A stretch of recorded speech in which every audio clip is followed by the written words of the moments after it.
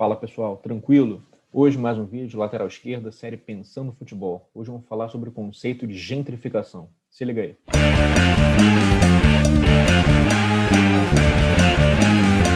Lateral esquerda.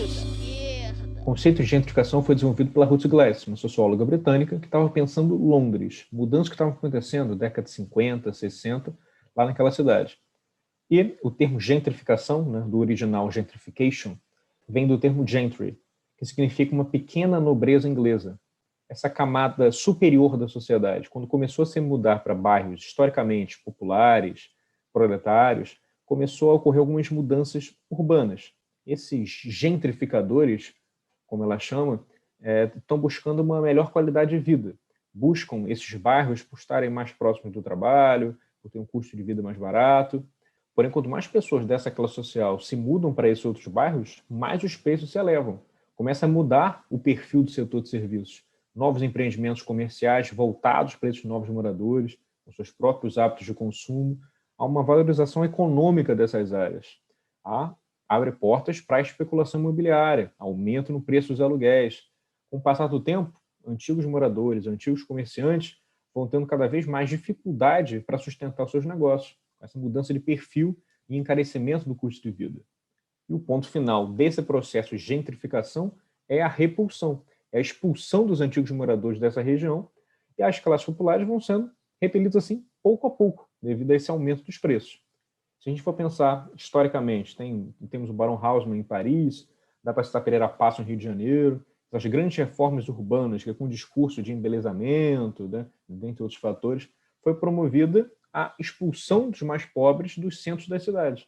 Dá para pensar também no contexto dos mega-eventos, Copa do Mundo, Olimpíadas no Rio de Janeiro, como que esse discurso da cidade mercadoria vem à tona, mudanças, intervenções urbanísticas privilegiando o fluxo de consumo e não propriamente a vida das pessoas.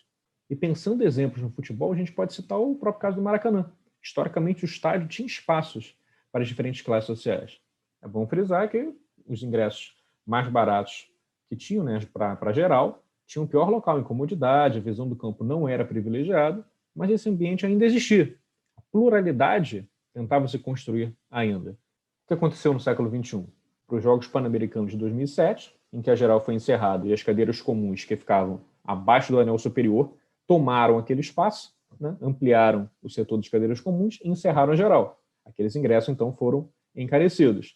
Para a Copa do Mundo de 2014, o anel inferior e superior foram unidos, fazendo um único nível de arquibancadas, sumindo até com o espaço das cadeiras comuns, encarecendo ainda mais os ingressos disponíveis. Qual foi a consequência? Mudança no perfil dos torcedores nos estádios. Cada vez mais as classes superiores se fazem presentes e torcedores de classes populares têm sua presença cerceada. E alguns ainda colocam como se fosse uma obrigatoriedade, uma regulamentação da FIFA para a Copa do Mundo, que o Brasil teve que seguir, mas não é bem assim, né? Para a Copa do Mundo de 2006 na Alemanha, o próprio estádio do Borussia Dortmund teve que seguir esses padrões internacionais, só que eles não foram definitivos.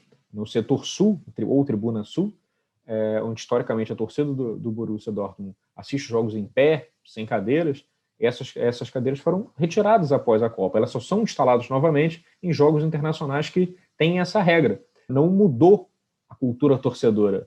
Essa reforma no estádio não previu mudar. Se adaptou durante o período do evento e depois manteve como historicamente sempre foi. E a gente pode aplicar o conceito de gentrificação no futebol pensando também no estádio de São Paulo, na segunda divisão da Alemanha. Na cidade de Hamburgo, uma zona portuária, um bairro proletário, o bairro de São Paulo. Só que a partir da década de 80, há uma expansão do símbolo e da marca do São Paulo, com sua postura antirracista, anti-homofóbica, antinazista, fazendo essa relação entre futebol e política, cada vez mais atraiu um público, né, apaixonado por jogos, tanto da Alemanha quanto dos outros cantos da Europa. Cada vez mais turistas foram atraídos para assistir os jogos do São Paulo. E esses grandes públicos, com muitos turistas, pressionaram o comércio local.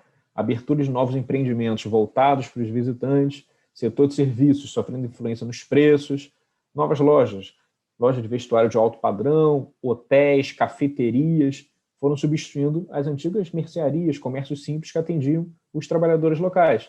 Então, o valor dos aluguéis comerciais, residenciais e do custo de vida sobe, promovendo, assim, a repulsão da classe trabalhadora dessa região, ocorrendo o processo de gentrificação.